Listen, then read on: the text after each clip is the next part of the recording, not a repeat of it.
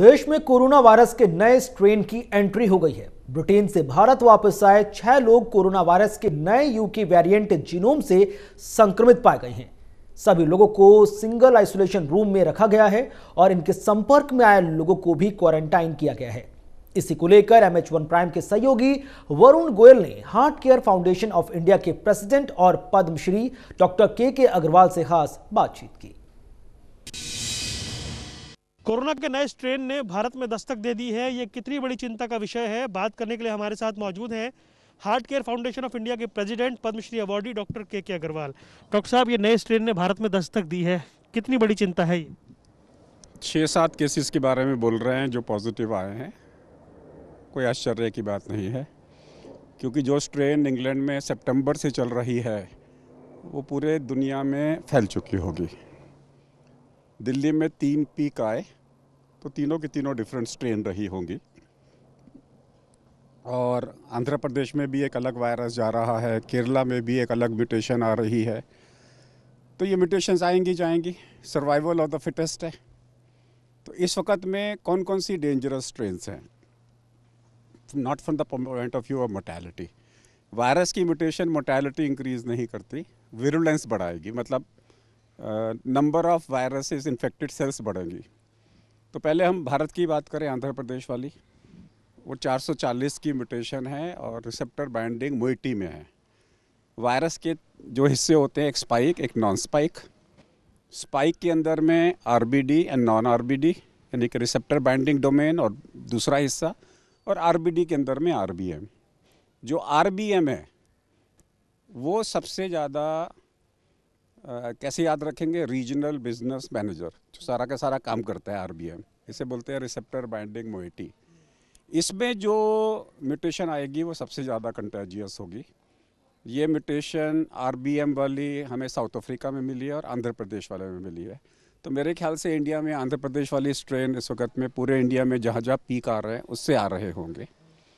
अब जो हमारे यहाँ पे आ रहा है वो आरबीडी में है, आरबीएम में नहीं है, 501 वाली। सो ये जो 501 वाली म्यूटेशन है जो इंग्लैंड में है या साउथ अफ्रीका में आई है, ये भी बीमारी ज़्यादा फैलाएगी। लेकिन इसके साथ में 2 चीज़ें और हैं। इसमें एक 681 है जो कि जहाँ पे S1 S2 का क्लीवेज होता है, और 3 इसमें डिलीशंस हैं, खासकर 69-70 का डिलीशन है। जब अमाइनो एसिड डिलीट होगा तो स्पाइक की शेप बिगड़ जाएगी, और जब शेप बिगड़ जाएगी तो उसमें एंटीबॉडी काम नहीं करेगी। सो वायरस के म्यूटेशन में हम क्या देखते हैं, सबसे पहले वायरस ज़्यादा चिपक रहा है तो वो जाके मेरी बॉडी के अंदर में ACE2 को लॉक कर रहा है कि नहीं कर रहा, ये एक चीज़ देखते हैं। दूसरा हम देखते हैं कि मेरा वायरस जो है अपनी शेप कैसे बिगाड़ रहा है ताकि एंटीबॉडीज़ आके उसको पकड़ ना पाए। तो उसके हिसाब से 2 स्ट्रेन मेरे लिए इम्पॉर्टेंट है, एक यूके का स्ट्रेन और साथ में इम्पॉर्टेंट है मेरे को आंध्र प्रदेश वाला, जो 440 वाला स्ट्रेन है। आज की डेट में अगर यूके वाले स्ट्रेन ने तबाही मचानी होती भारत में तो मचा दी होती, क्योंकि भारत में सितंबर से केसेस कम हो रहे हैं और यूके में सितंबर से केसेस बढ़ रहे हैं। सितंबर अक्टूबर केसेस में यूके में बढ़ रहा है और हमारे यहाँ कम हो रहे हैं। तो इसका मतलब है कि यूके का स्ट्रेन शायद भारत के अंदर में इतना खतरनाक नहीं रहा है। अच्छा सर, एक सवाल है म्यूटेशन को लेकर, आम लोग कैसे समझे म्यूटेशन है क्या? जिन लोगों ने पिक्चर देखी थी 3 इडियट, तो नहीं है तो देख लो, तो आपने चमत्कार को बलात्कार बना दिया था, वो म्यूटेशन है।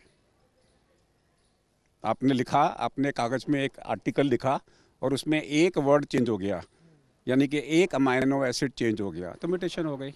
अगर आपके यहाँ पे मान लीजिए मैंने एक पूरी लैंग्वेज लिखी कंप्यूटर की, उसमें लिखा कि ये वाला अमाइनो एसिड मेरी आँखों का कलर लाल रखेगा, काली रखेगा, मेरे बाल इस कलर के होंगे, मेरा स्किन इस कलर का होगा। अगर आपने पूरी बॉडी बनानी है तो हर चीज़ आपको देनी पड़ेगी, और अगर वो अमाइनो एसिड चेंज हो गया तो आप पैदा होंगे काली के बदले लाल आँखों से या भूरी आँखों से पैदा होंगे उसके साथ में। तो वो जो लैंग्वेज होती है कंप्यूटर की लैंग्वेज में, अगर एक अमाइनो एसिड चेंज हो जाए उसे म्यूटेशन बोलते हैं। सो म्यूटेशंस हमेशा 2 होती हैं, सिनोनिमस एंड नॉन सिनोनिमस। तो जो नॉन सिनोनिमस म्यूटेशंस होती हैं वो ज़्यादा इंपॉर्टेंट होती हैं। सर, सवाल ये है कि क्योंकि वैक्सीन की तैयारी है और पूरी दुनिया में लग रही है, क्या वैक्सीन इस नए म्यूटेशन पर भी उतना ही इम्पैक्ट करेंगी? देखिए, जब भी नई म्यूटेशन आएगी वैक्सीन में थोड़ा फ़र्क तो पड़ेगा, तो इसका मतलब ये तो नहीं है कि आप वैक्सीन कभी लगाओगे ही नहीं। जब भी आप वैक्सीन बनाओगे नया म्यूटेशन आ जाएगा। तो ये म्यूटेशंस जो हैं वैक्सीन की एफिशिएंसी हमेशा थोड़ी सी कम करते हैं। फ्लू में भी ऐसा होता है, आप सितंबर में लगाते हो, अगले सितंबर तक 10 म्यूटेशन आ जाते हैं उसके साथ में। तो म्यूटेशन के बाद में सीरियस केसेस, हमारा कंसर्न ये नहीं है कि बीमारी को बचाए वैक्सीन, हमारा है कि वो सीरियस बीमारी को बचाए। सो ये सीरियस बीमारी को बचाएंगे। बिल्कुल लास्ट में, डरने की ज़रूरत है, घबराने की ज़रूरत है? फ्री में मिलता है, जितना मर्जी डरो, ज़रूरत नहीं है। जो चीज़ फ्री की है उसको लेना बंद करो। डर भी फ्री में मिलता है, डरना बंद करो। और हर चीज़ आज की डेट में डरो तब तो ज़्यादा मोर्टेलिटी हो। इंग्लैंड के अंदर में भी mortality in symptomatic cases is only 1%। याद रखिए, 100 लोगों में से एक नहीं मर रहा, जो सिम्टोमेटिक है उनमें से एक मर रहा है। हार्ट अटैक में 100 लोगों को सिम्टोमेटिक हार्ट अटैक होता है तो 7 मरते हैं, इसमें 1 मरता है। तो 7 गुना कम इसमें मोर्टेलिटी है than heart attack. Heart attack से अगर आप नहीं डरते तो इससे कहीं को डरते हो? तो ये थे हमारे साथ डॉक्टर के अग्रवाल। वो कह रहे हैं डरने की ज़रूरत नहीं है, और ये जो प्रोसेस है म्यूटेशन का, ये एक तरह से होना ही था। और इसको लेकर अभी जो वैक्सीनेशन है वो भी सामने आ रही है, वैक्सीनेशन भी लगनी है, लेकिन म्यूटेशन को लेकर उन्होंने भी समझाया कि किस तरीके से ये अभी से प्रभावी नहीं है, क्योंकि यूके में सितंबर से केस आने शुरू हो गए थे। कैमरामैन आदित्य पांडे के साथ Varun Goyal, M H one prime, Delhi.